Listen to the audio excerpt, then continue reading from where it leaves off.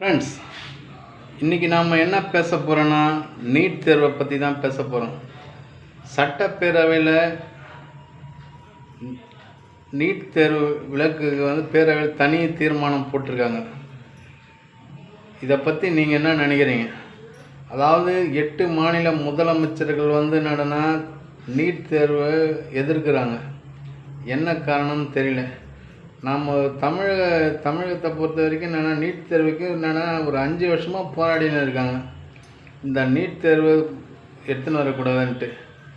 நான் என்ன சொல்லுவேன்னா, அதாவது நம்ம தமிழ்நாடு பாடநூல் கழகன்றதை விட சென்ட்ரல் மத்திய அரசுடைய பாடத்திட்டத்தை நம்ம ஃபாலோ பண்ணோம்னா இந்த நீட் தேர்வை நம்ம ஒரு சாதாரணமாக எதிர்க்கலாம்.